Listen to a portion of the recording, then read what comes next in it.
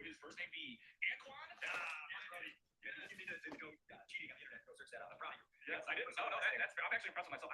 Dan, something I suck at on the spot trivia. I feel like I know a lot of shit, but when I'm asked something like on the spot, I don't usually get it. But I feel good about that because I remember Anquan still being around Detroit when they sucked. So I looked at box score up and I had forgotten that Anquan Bolden was ever a Lion. Of course he was a Lion. I don't know why I remember that. I should have remembered that. You should have. That's a good memory. And that's Matthew Stafford knocked Anquan Bolden touchdown pass, Lions Bolden touchdown. And a 16-13 win over the Vikings. Cool, 8 years ago. What else you got for me? Yeah, two more things. Yeah, the Lions are likely to be out without their starting left tackle too. That Dan Skipper into the role at left tackle. The Bears better find a way to attack a next man up situation on the Lions offensive front. The Lions offensive line is really, really good. When they lose a guy like Taylor Decker, you better find a way to capitalize. Sounds like Amon-Ra St. Brown is likely to play with the issue. Dave Montgomery been beating over the shoulders for all week. Sonic and Knuckles, they're ready to go. Oh, yeah, we've already established that. And I got one last thing. Yeah, I don't remember what year it was, but on one of our many trips to Detroit, the halftime performance was a guy named Mike Posner. I know you're into music. You know Mike Posner at all? Yeah, he's like a big hip hop guy, right? Yeah, like poppy, hip hop kind of thing. And I was really excited when we walked into the stadium that day to know that Mike Posner was going to be performing. There's a handful of Mike Posner songs that I really like. Okay. Please don't go being among my personal favorites. If you want to kill 4 minutes on your drive to Detroit, you can throw on, hey, Siri, play me Mike Posner. Okay. Mike Posner came out at halftime after I had talked him up to my colleague Rich Campbell and the other 6 people that were sitting in my immediate radius and gave one of the worst halftime performances in the history of NFL football. It was entirely depressing. Twitter was blowing up. If you could do a time search for that day on Twitter with people being like, who is this guy? This is horrible. Where did they find him? It was like the most embarrassing halftime show that I've ever witnessed. This year we get Shabuzi, but hopefully Shabuzi will do a little bit better than Mike Posner did those many years ago. Was it one of these years? I might be conflicting. No.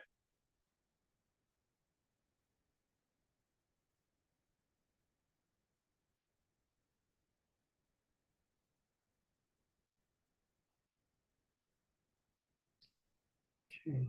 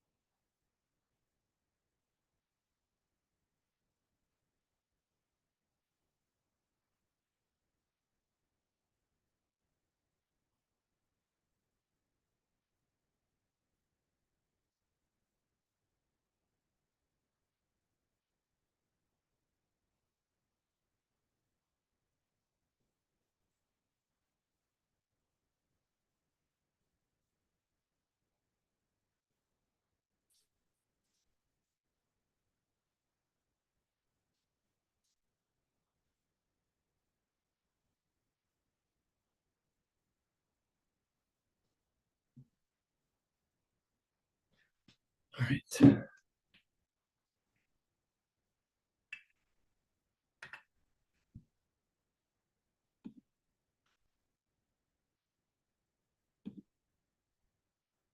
Okay, hello, everybody. How's everybody doing today?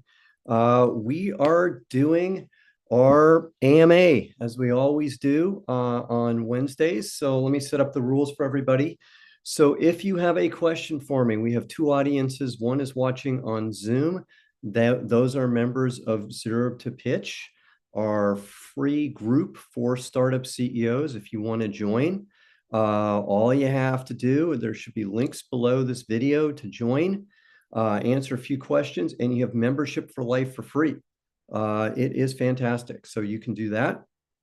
So go ahead and do that if you'd like.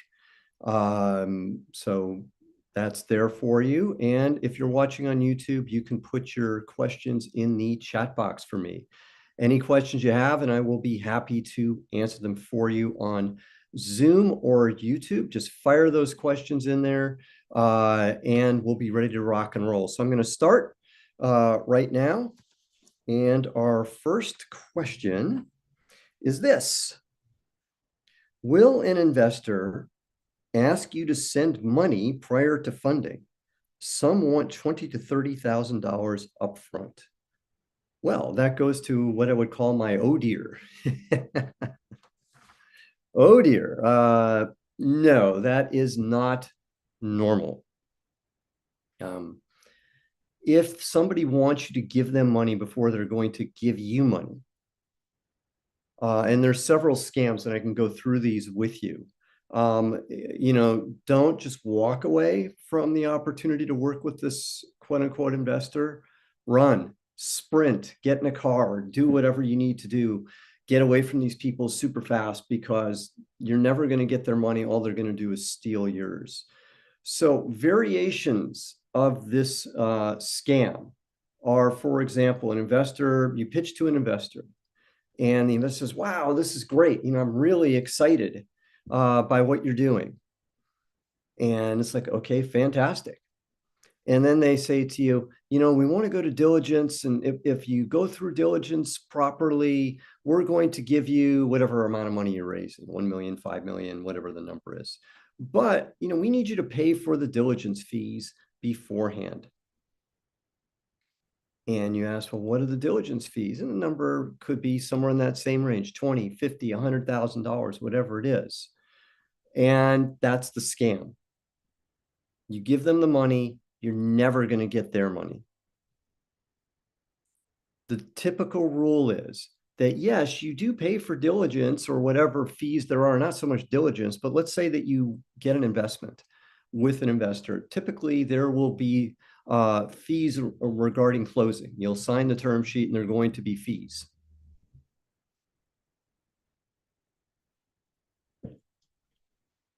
And if you see those fees, then what you want to do, I'm sorry, I just lost my train of thought. So let me go back for a second. So anyways, if there's if somebody says that they're, you're going through diligence or whatever, you get a term sheet, you sign the term sheet and you go to closing. Typically there will be an amount of money. It's always drove me crazy, by the way, but there's an amount of money that you're going to have to pay for closing costs, both your costs and your investors' costs.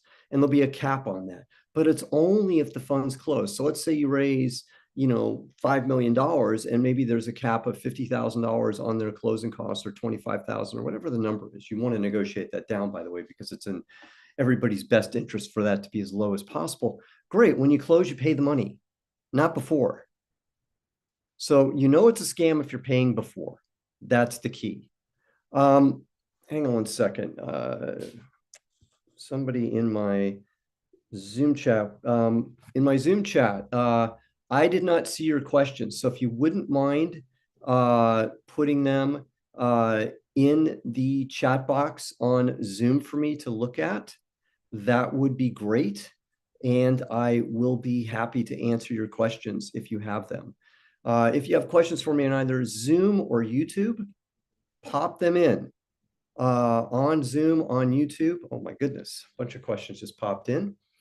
So if you have questions for me on Zoom, you can put them in the chat box on Zoom, or you can put them in the Q&A on Zoom. Or if you have questions for me on YouTube, you can put me in the chat box there. So let's see. So let's go to our Zoom audience, by the way, gets priority on this. So we have several questions from our Zoom audience. So I'm going to go to them first, and then we'll go to whatever questions are there from our YouTube audience. Is it possible to post in this group a link to a demo of my product and ask the community to share their feedback? Yeah. This is a benefit of being part of the Zero to Pitch community. If you have a demo and you want feedback, go ahead, post, ask questions. And if you want even better answers and you want me to review your demo, become part of the community on Zero to Pitch Gold. It is a paid community, which costs $99 a month to be part of. There is a 14-day money back guarantee if you join it. So there's also that benefit too. And if you want a year membership, you can do that for $999 a year, which saves you 2 months of cost on that as well. And you get as a bonus on that a one-on-one meeting with me for about an hour. So you get all of that. So let's see. So anyways, that's the answer to if you want to show your demo on the Zero to Pitch site, you absolutely can do that. And hopefully you'll get some good feedback on that. Next question. I'm looking for a technical co-founder, but the best candidates from my personal network started their own startups a few months before me, so they are busy. Any tips for this situation? Yeah, I have a great tip for you. If you have friends who've started other companies and are the best candidates, they've already started their own startups, ask them. Do you know people love helping other people? So you want to start with your network first, even if they're involved in other companies. I would start there. Ask everybody I know, do you know anybody who can help me with XYZ, whatever it is that you're looking for? And you'll be amazed at what you'll hear. And then when you meet those people, repeat the process.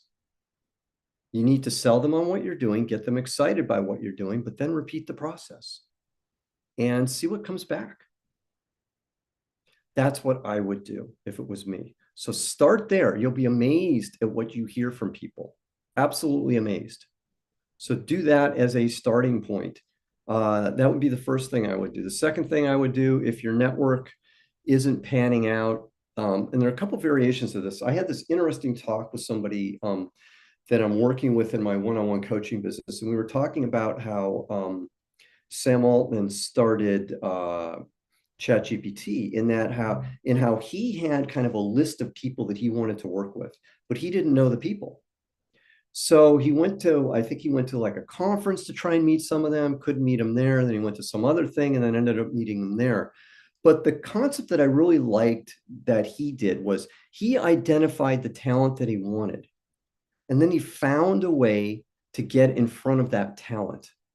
That's another way to do this. And then you have to sell the people on your vision and your ideas of what you're doing.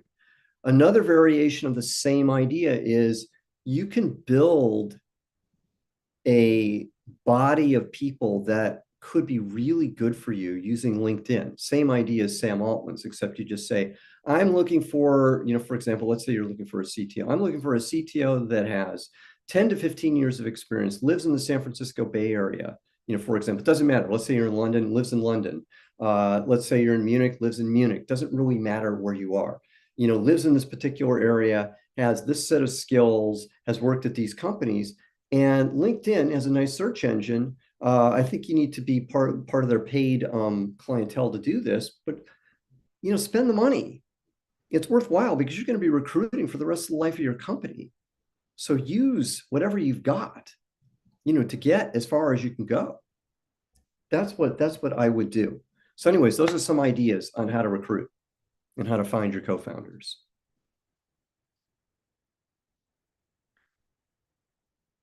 Okay. Next question. I have a strange, by the way, these are all coming from the Zoom community, which is part of my Zero to Pitch community, my free community. It's all free to you on YouTube, by the way. All you have to do is just click a link and you can become part of this community for life.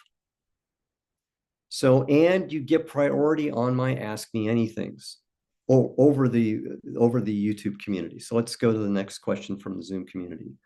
I have a strange writer block question for my writer block for my investor pitch deck.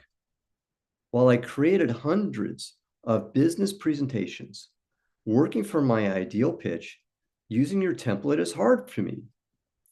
Not because the template is difficult, but because I tend to write a Amazon, I don't know what this is, PRFAQ type docs, which contradicts extremely abbreviated slide format. Any tips?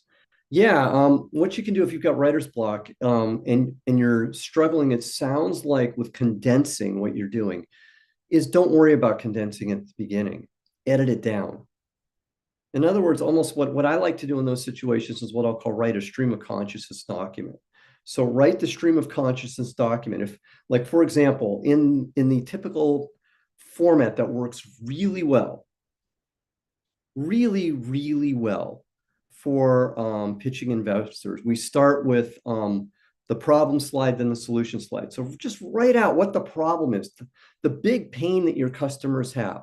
Just write that out as one long stream of consciousness. Don't worry about fitting it into my format. Then edit it down into my format. Maybe that'll help.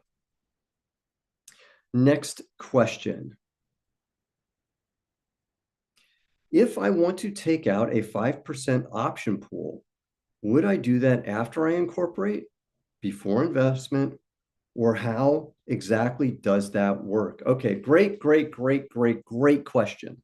Okay, so when we are incorporating a company and we are looking at option pools, which is different than the equity that you give out as founders. So let's say it's you and your co-founder and you're dividing it up 60-40 between you and your co-founder. As an aside, I highly recommend don't do it 50-50. You know, it just creates more problems for you. So let's say it's 60-40 between you and your co-founder. And now suddenly you want to create an option pool because you're going to go hire employees. You've already raised a little bit of money, or maybe you and your co-founder put in some money too, which is another complication in how that's divided up. But let's ignore that for now. But let's say you own 60%, your co-founder owns 40%, and now we want to create an option pool. How do we do this? Well, we want to at this point in time, because now we're starting to get into more legal type things. And I highly recommend, if you're getting to this point and you're starting to think about hiring employees, what I would do personally is I would get a lawyer to help me make sure that my company is incorporated properly, that I have the proper agreements set in place properly, so I don't screw this up, which is what's likely to happen if we're not careful. So that's what I would do, is get all this stuff done properly. And then what will happen will be you will carve out common stock, and you'll have common stock, and you'll carve out a stock option pool. And let's say you want it to be 5%, which sounds very low, by the way, for an employee pool. Typically, by the way, what you want to do with employee stock option pools is you want them to last for a set period of time, maybe a year, maybe 2 years. And you'll find this very useful when you start having an outside board of directors, which I would also recommend don't do that either until you need an outside board of directors, which is typically when you start raising outside funding. When we raise external funding, that's probably when you're going to have a board. When you have a board, your board is you're going to want it to be set up in a way where the stock option pool lasts for 1 year or whatever it's going to be. In my case, we had it set up for 1 year, and you don't want to run out of that equity before 1 year. So 5% to me sounds really small. I'm going to guess typically, you know, the way that I did mine, I think my first year was like 10%, and my second year was like 10% or whatever. And yes, you get diluted, but you've got to hire people. And if it's just you and your co-founder, you've got to hire probably some more executives, I'm imagining, some very talented engineers. These all cost you things, and that 5% adds up really quickly. So I hope that helps. Next question. I have envisioned a portfolio of 3 products that my startup will offer. Okay, I just lost that question because something else just came in. I'm getting tons of questions, by the way, from my Zoom audience. Sorry, YouTube audience. This is the benefit of being a member of the Zero to Pitch community, is you do get priority. So eventually I will get to your questions on YouTube. But right now I've got a bunch of Zoom questions here. So I've envisioned a portfolio of 3 products that my startup will offer. They are advanced versions of each other. Should I pitch the first simplest product or a long-term vision?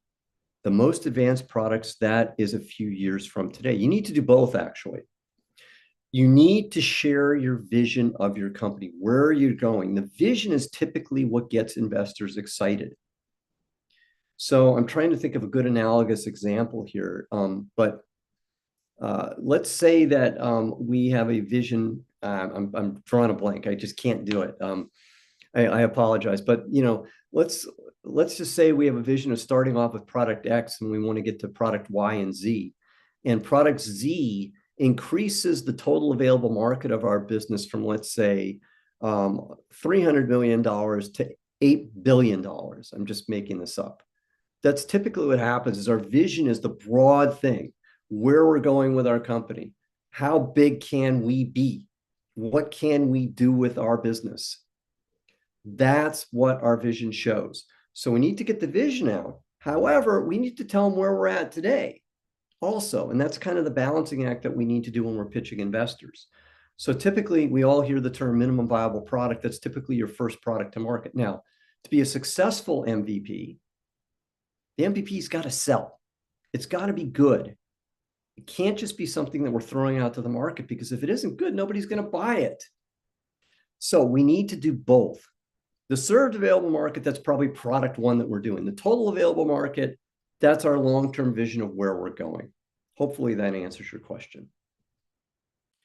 Okay, next question. Again, from my Zoom audience. YouTube audience, we will get there. But for now, I've got a lot of questions on Zoom. The benefit of being part of my free community, Zero to Pitch, is that you get priority for Ask Me Anythings, amongst other things that you get. Highly recommend you join if you're not already a member. Okay, so let's see. Hi, Brett. My tech co-founder is a super smart person. He is able to tackle any technical challenge. A genius. I lead sales, marketing, and fundraising. Okay, sounds good so far. At every meeting when I share updates, he keeps asking questions and has great ability to grasp concepts without having come from a sales/fundraising background. However, over time, the last 6 months, I have noticed that his tone / how he challenges and responds comes across like someone who knows it all. I love his intellect, and I have spoken with him about his tone, and he has addressed it, which I see it as a positive, but he has become more vocal in a more respectful manner, and how we should run the company from a sales/fundraising perspective, which does not align to my vision as a CEO. He was brought in as a technical co-founder, and while I love his interest in brainstorming with me on non-technical issues, how do you deal with someone who may think that they are better in running the company? Well, I had this exact same problem, and it did not work out. And what I will tell you, which is kind of unfortunate, is that you need to have the tough conversation, because it is, you can't have 2 leaders. There's only 1 leader for a company. There's only one way you're going to go, and he either needs to, he can dissent and he can tell you you're wrong, but he needs to accept it. He needs to embrace the fact that this is the way we're going to do it. This is the way we're going to go. I know you disagree with me, but this is what we're going to do. And the implied thing there is that if you don't agree, then you need to get up and leave. And I hate to say it, but that's just reality. So he either accepts the fact that you guys are going to disagree, or he quits, one of the two. And it's better that you have that discussion now rather than later, because If it's later, you need to find somebody to replace this person. It happens. I had this happen with my first VP of engineering, very similar person, thought he knew everything. In fact, the last words he ever said to me was, Brett, I know better than you how to run a company. I know better than you how to build a startup. And it turned out he didn't. Because he tried to start the exact same company as me and he completely failed. Never could raise a nickel of funding. So anyways, you got to do what you think is right. But what I would tell you is you have to have the tough conversation with him. If you're looking for guidance on how to have tough conversations, my favorite business book of all time is called Crucial Conversations. It's a fantastic book on communication, best book ever on communication that's ever been done. If you're interested in other similar books to Crucial Conversations, I highly recommend Never Split the Difference by Chris Voss. It's a great book on negotiation. And the third book, which I never remember the title of, by the actor Alan Alda, on the same subject of, I can't remember. It's like something like if I heard you, would you have the smile on your face? Something like that. If you Google it, you'll find it. It's another fantastic book, all on the subject, all hit it from similar angles or slightly different angles. Highly recommend all of them to you. Okay, so let's go to our next question. Okay, and eventually we're going to get to the YouTube questions in just a minute or so. But we have a bunch of Zoom questions here. Again, if you want to be part of my free community and you want to get priority in asking your questions in these weekly Ask Me Anythings that I have, and by the way, I do monthly pitch deck reviews as well, only for the Zoom audience, which is part of Zero to Pitch, my free group for startup CEOs. You can become a lifetime member for free. There's a link below this video for it. There's a link on my YouTube page for it. Answer a few questions and you're in. Okay, let's go to the next question. In the event that I'm my whole team, okay, not sure of the spelling there on that, my whole team is broke college students. Okay, it's an interesting way to start. Are we going to be able to get a lawyer after we raise, or are we going to need one before? If we do need one before we raise money, how would you suggest paying them? Or are there options where I can delay payment to lawyers till after the funds are raised? Well, sometimes lawyers do defer payments. You just have to sell, quite frankly. You just have to sell what you're doing. But you do need somebody to help you, is my point. I don't know how much money you're raising. I don't know whether it's realistic for you to be raising funding at this point in time also. There are probably some cheaper solutions out there, and perhaps I should research some of them. I haven't done that, but there are probably some cheaper solutions out there. Like the one that comes to mind, even though I don't know whether they do this, would be something like LegalZoom.com. Maybe they have something like this. Probably if you Google a few things, or if you're into ChatGPT and you ask ChatGPT to help you with this, maybe they'll be able to help you. And maybe you can find a poor man's way of doing this, but you need something, is what I would tell you. And usually in my experience, it's good to have lawyers, especially if we're going to be raising money and I don't know how much money you're trying to raise, but if you're trying to raise a serious amount of money, let's say it's from venture capitalists or even from angel investors, when we get out of friends and family mode, you definitely want a lawyer to help you with the term sheet and the closing documents that you're going to have, or else you're likely to make mistakes and you're going to regret the mistakes later. That would be my answer to your question. I hope that helps. Okay. If you have questions for me on Zoom, please put them in the chat box on Zoom or the Q&A box.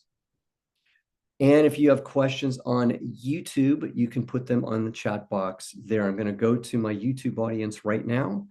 Okay, and let's see. If I want to take out a 5% option pool, seems like the same thing I just had.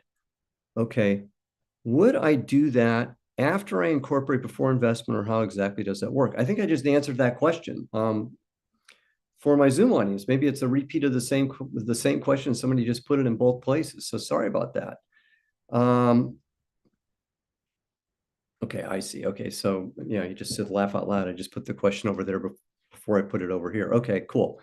All right, no worries. Good for you. You're taking advantage of the Zoom audience because you're a member of Zero to Pitch. Okay, cool. Next question. This comes from our Zoom audience again. Brett, we have developed a technology for the manufacturing sector to help order stock, but we're struggling to get traction. We allowed a supermarket to use our technology and they loved it as it saved them time. Not a very big market. $1 billion seems like a pretty big market to me, but short sales cycle time, which also sounds good to me, by the way. I like that too. Okay, so let's see what the question is. In the meantime, through customer conversation, we discovered that our software has a use case in the aviation sector, $70 billion, but long sales cycle. We plan to go for both, one to earn cash and the other to become dominant. We can do this as our software is vertical agnostic, but the challenge is having two separate go-to-market strategies. Is there a risk when we raise funds that the investor may feel that we have no focus? Sure, there's a risk. If it was me, based on what you're describing there, by the way, going after multiple market segments, look, I had a business where we went after multiple market segments, is very doable. But from what you're describing, you have one that has a very short cycle time. $1 billion market is nothing to sneeze at. My goodness. I mean, I don't know what the subsegment of that billion that you're going after, but if you dominate that $1 billion, you're going to end up with, from a revenue perspective, $200 million to $800 million in revenue, assuming that your numbers are correct, which I'll assume for the sake of this discussion. Sounds like a pretty damn good business to me. And if it's short cycles and they love it, and you're recognizing that there's something unique about your technology for that particular end market, go for it. And say, we're going to start here. This is the way I would describe it to your investors. Even if it's parallel, I would describe it this way. We're going to start here in this market, but our long-term vision is to eventually end up in the aviation market. And then we're going to, and that's where we're going to go in the long term. So this goes to that same SAM and TAM discussion that I was having earlier today. And that is that our served available market today, this goes to vision as well. Our served available market today is $1 billion. Over time, it's going to be 70. Done. That's the way I would do it. Okay, let's go to the next question on our list. If you have questions for me and you're watching on Zoom, you can put them in the chat box or the Q&A box on Zoom. That is for my Zero to Pitch, my free audience of Zero to Pitch. And if you're watching on YouTube, you can put them in the chat box on YouTube. And if you want to get priority, my YouTube audience, going forward, become a member of Zero to Pitch. It is my free community for startup CEOs. Absolutely free for life. You can become a lifetime member for free. Just click the links and you're there, and immediately just ask some questions and you're in. Ask some questions, answer some questions, and you're in. And if you like that so much, then you can become part of my paid community, Zero to Pitch Gold, and take it up to another level. All of $99 a month. By the way, end of the year, I'm raising my prices. So if you want to get in, this is a great time to do it. $99 a month, and then, by the way, is for the life. You never have to worry about it. Once you're in, I can't raise the price. So you're locked in forever at $99 a month, even though I'm going to be raising prices. You have until December 30th, December 31st to make that happen. Okay, let's go to our next question. I have a first meeting with a VC firm's associate tomorrow morning. Okay, should I start with my 10 years journey, then about business? I'm 23 years old, dropped out at 16. Okay, here's the thing. If you're meeting with, by the way, an associate, he's kind of like the screener, just so you understand who you're meeting with. Typically, associates really rarely have any power in a VC firm.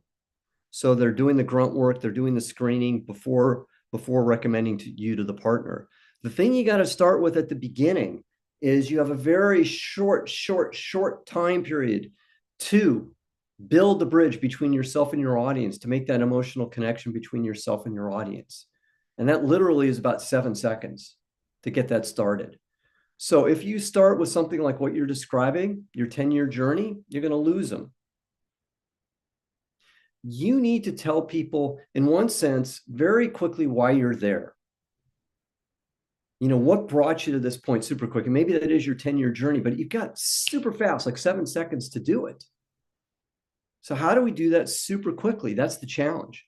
We've got to tell people, here's what brought me here. Here's the pain that I saw in the world. I was used, typically most CEOs have a problem that they solve because they saw the problem in their own work. I was using something, it didn't work well enough, and that brought me here today.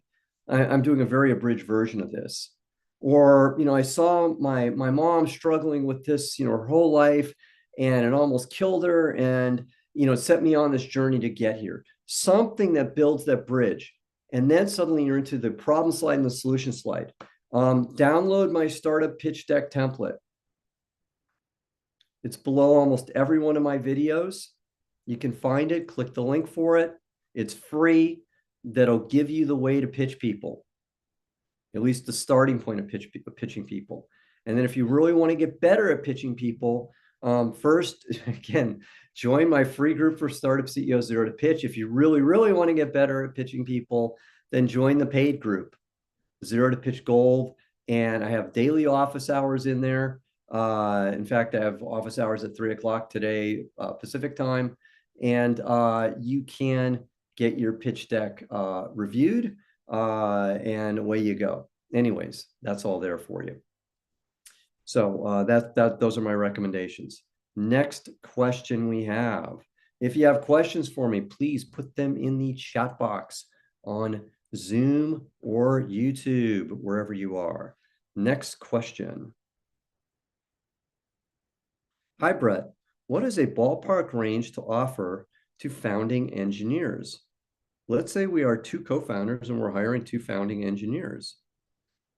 I've seen as low as 1%, but that sounds low to me. Any thoughts? That sounds high to me, quite frankly. If we're talking about founding engineers, this means they're not founders, but they're going to be your first employees. That's the way I am interpreting what you are telling me. Your first employee. So typically non-founders, I would say the range would be depending upon experience.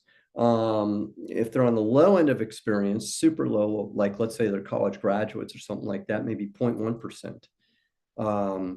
If they are super experienced engineers, I would say all the way up to 0.75%. 1% is really high. 1% is typically what you would offer a vice president. So if you're hiring a vice president of engineering or whatever, that would typically be a 1% higher.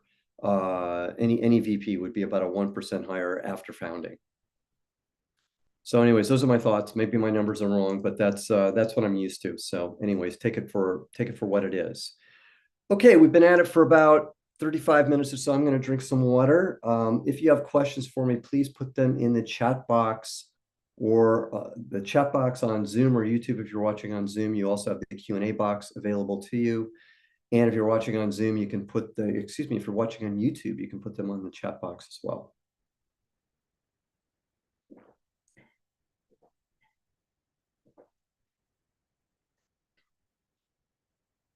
Okay, wow. Well, I'll give everybody about a minute or so to ask me some questions. Maybe it's because it's the day before Thanksgiving here in the United States. So maybe we have a smaller audience because of that. Usually these go about an hour or so. So a little bit surprised that we're a little bit less than that. But I'll give you guys about a minute or so, to ask me some questions. And if not, we'll call it a day. But anyways, let's see if there's some questions that come in. And here we go. My Zoom audience, more questions. Good for you, Zoom audience. My Zero to Pitch audience, super active today. So let's see what we got.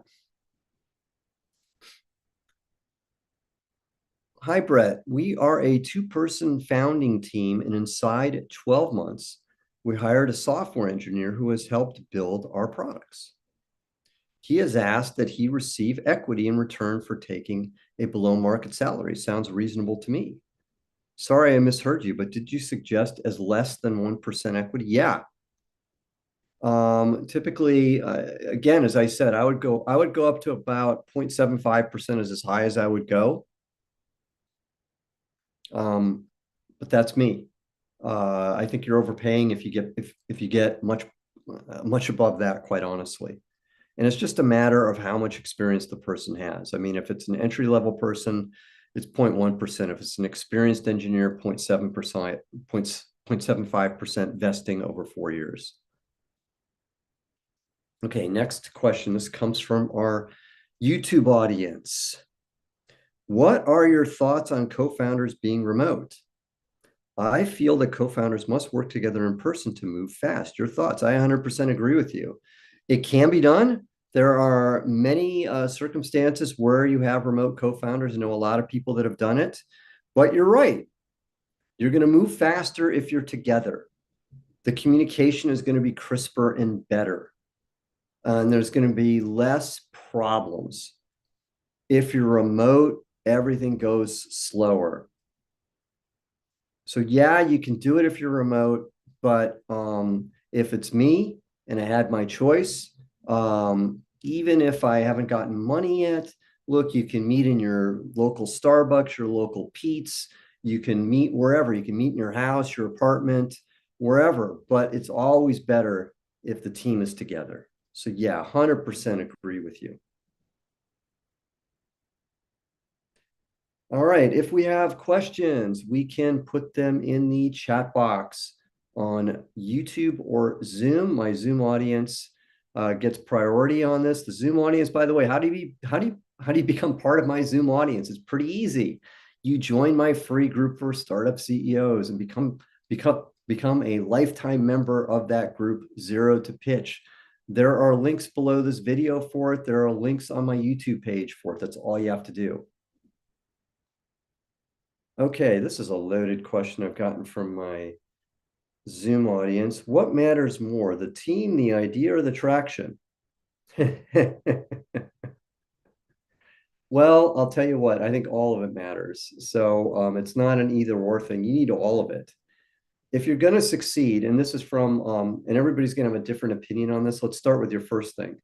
If you don't have a great team, your odds of succeeding are really low. So maybe rather than my glib answer, I'm going to give a more nuanced answer here. My nuanced answer is, and this is for really you as CEOs, team is everything. A great team will pivot. A great team will adjust if they don't have a great idea. And they'll figure out something better than what they have. That's what a great team will do. If we don't have a great team and we have a great idea, it's tough to win. Yeah, maybe you can win, but it's still tough because you don't have a great team, you're not going to execute well. Don't neglect the importance of a great team. I believe team wins from your perspective as a CEO. Now, from an investor's perspective, they believe the idea matters more. But that's as investors because they believe everything else is replaceable. But we can't replace the idea. And I think from your perspective, team is everything. Don't get that wrong. Think really hard about your team. Think really hard about the company culture that you want at the beginning. That's what's going to separate you, and that's what's going to allow you to win. Okay, next question. When I met my co-founder, he asked for 50-50. I'm a non-tech person, so I needed him. I offered him 40%. Was this fair? Sure. I think 40% is fine. The problems become when suddenly it's like, let's say you offered him 5% and you took 95% for yourself. That's disjointed. But look, the CEO should get a little bit more. Yes, he's bringing a lot to the table as the tech co-founder. However, the CEO is the leader of the company. Almost by definition, that person should have the most. Okay, next question also from my Zoom audience. We do have a great team. It's just that we're all young, 21 to 23, and most of us are still in college. One graduated. How much is that going to affect our chances? Well, it depends upon what you're doing. For example, there are plenty of stories of startups that have been started by people your age. The one that pops into my head is Facebook was all started by people in college. Snapchat, I think, was started by people in college. There are all sorts of startups like that start. And there are also companies that were started by people like me that were around 40 years old when they started their companies because the experience mattered. A lot of this is determinant on the market that you're going after. For example, I think in emerging businesses, ones that are new and unique, and you could call like Facebook back in the day kind of a new business, something that was new and unique, where experience really didn't matter, the young team might have an advantage. But conversely, in a business like I was trying to start, Analog Semiconductors, which had been around for a while, where you needed experience to be successful, you just couldn't do it another way. That was what would allow us to get funding. If we were a bunch of 21 to 23-year-olds, we would have never been able to raise money. So I hope that contrast helps. Okay, next question. This comes from our YouTube audience. Can you help me on my deck? We're building a social media platform for foodies, and the best part is our CAC is 0. Okay, that's lovely. Here's how you can get help from me. If you become part of my free community, Zero to Pitch, there are links for it. I have monthly pitch deck reviews. I do this once a month, and I'll review up to about 5 pitch decks. And this is on Zoom, only for the Zoom audience, only for the audience of Zero to Pitch that I do this once a month. So if you want that help, that's one way you can get my help. If you want really detailed help, that you become a member of my paid community, Zero to Pitch Gold. It costs $99 a month to become a member of this community. If you want to become a member for a year, that costs $999, and you get a free one-on-one meeting with me as part of that. That costs typically about $2,000. So that's what you can do. I have daily office hours. We do pitch deck reviews in there. I wouldn't say every day, but we do them a lot of days. It's just a matter of what people want to do that particular day. So if that's how you want my help, that's how you get my help. Okay, let's see what the next question is. This also comes from our YouTube audience.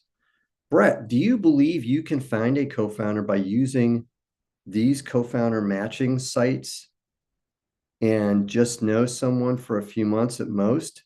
I'm sure it happens. That's probably why the sites exist. But the better way to find a co-founder is through your network. I would get in the habit. This question typically comes up almost every Ask Me Anything.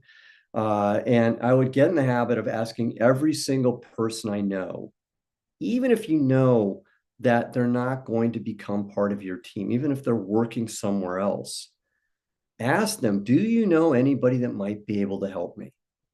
And a lot of people are going to say no, and some people are going to say yes, and then just keep asking and keep asking and keep asking. You will build a network of people that way. And yeah, you're right. It is tough because part of the deal here, it's like a marriage. And except you have a lot more stress in this marriage than you do in a normal marriage, because you have the problem of you have no money, you're trying to build a company, trying to build a team, and you've got a short time frame to do it. So again, don't scrimp on this. There's a saying about, I'll give you the saying, which is go slow to go fast. And it sounds crazy, right? We want to move fast as a startup. However, don't go so fast that we scrimp on the quality of our co-founders. This will kill you. If you don't have a good co-founder, and I shouldn't even say good, if you don't have a great co-founder, and by great, they have to be great at what they do. They've got to be passionate, fanatical about what the vision of your company is. They have to have integrity beyond belief, and they have to fit your culture and whatever your culture might be. If they don't do these 4 things, you cannot go forward with this person. And if it takes you a little longer, then so be it. That's what you have to do. So let's say you sign somebody up and they become your co-founder.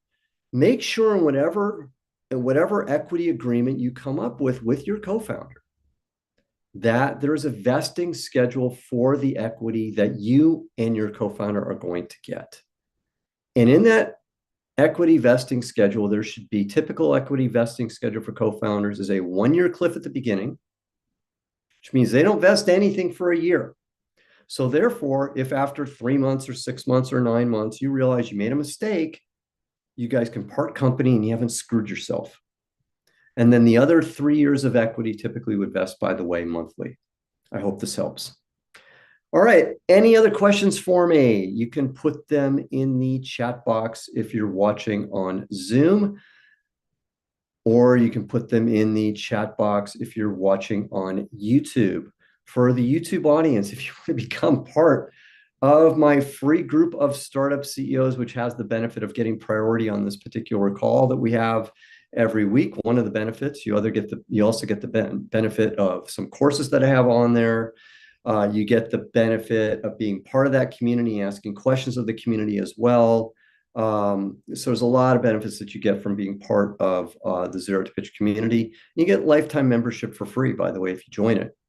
And there are links below this video and links below all of my videos, and there are links below on my page, on my YouTube page as well. So there's all sorts of things that you get.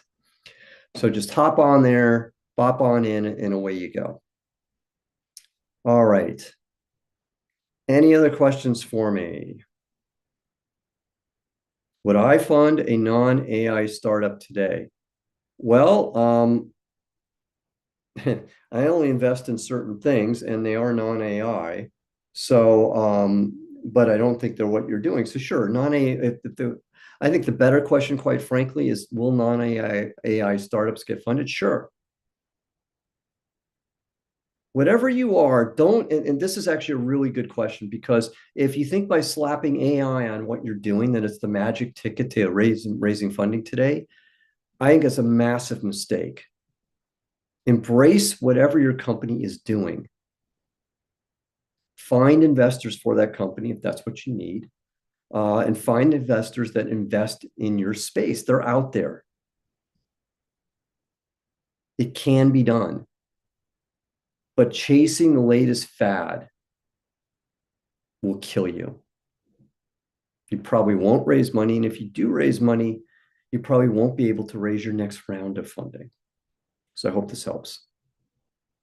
Okay, any other questions for me? Got a few more minutes left. So you can put them in the chat box on Zoom or YouTube if you're watching. By the way, happy Thanksgiving to everybody here in the United States. We got Thanksgiving tomorrow here. It's, I think, one of my favorite holidays, so I'm looking forward to spending that with my family. So I hope all of you have a great Thanksgiving wherever you are. So anyways, let's see. Does not look like we have any other questions. All right, so I think unless a question pops in the next few seconds here, we're going to call it a day. So anyways, thanks so much for watching today. Really, really appreciate it.